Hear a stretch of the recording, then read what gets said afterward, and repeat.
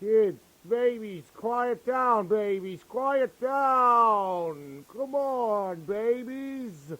Let's tell you a story. Once upon a time, there was a stolen baby factory in prime location, a lot like this one, with vending machines and all the babies had VR helmets on. And it went like this. Once upon a time, there was a toy factory far, far away, way over there, where they encouraged all parents to buy all little Toby's virtual reality headgear, turning them into Roby's fans. But one Toby 2633, who had a cardboard forehead and refused to wear shoes, got stuck in a VR helmet due to him running with the crazy cool monster. As a child adult, mature and alone, he became entranced by her, alien and naked to the world. Boy, man, or the brides, a veteran church. Some little homies making out conveyors, others end up on crates.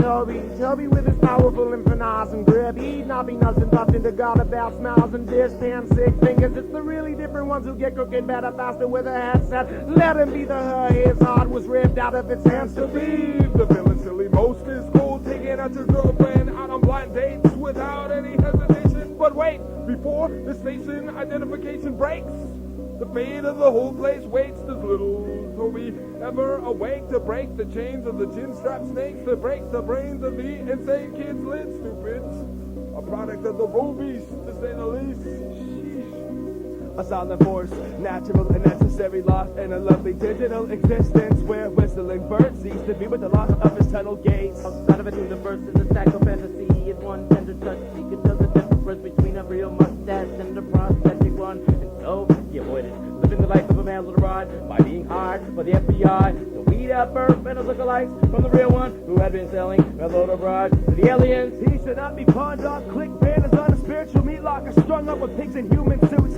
This is his bed. He chose to piss in and not bathing, screaming. It's all questionable. Silly putty, he, she, unimpressionable. Is the organic version less lamentable? The real world is always greener. As a sitcom, little Toby stands up in a cold sweat, voice wavering. Keep the Magnum PI. I got burning shot for any of you, baby. Abducting by curious communist pigs who need bucking. Putting a cigarette out into a wailing bride to be buzzing soft body nuzzles up to death to the tune of the different stuffing and laughs. The trigger fall into his big vagina of a rebel, for he too might have been shipped to cook and clean on Mars and degrees. Crumb cake, caterpillar, mustache, torsos collapsing to the floor, all pulpy and babies cry. What he, she, had escaped from a small enclosure into a great labyrinth, as Fitzgerald has said. Annotating the domestication of her fantasies, he began to consider, for perhaps the first time, the value of life, veritable as it may be. Why? She asked himself. This bloodlust for finite freedom? Of freedom she now held at arm's length and examined.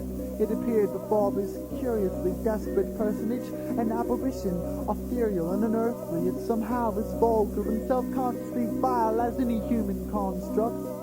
Freedom, it seemed to her, offered a modicum of ecstasy so that he may exist in prosaic, hopeless mediocrity, an ugly paradox, the likes of which she had not been prepared.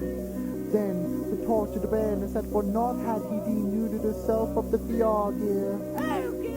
She trembled, self-consciously vile as any human construct. Freedom, it seemed to her, offered a modicum of ecstasy so that he may exist in prosaic, hopeless mediocrity, an ugly paradox, the likes of which she had not been prepared. Then the tortured awareness that for naught had he denuded herself of the VR gear. She trembled.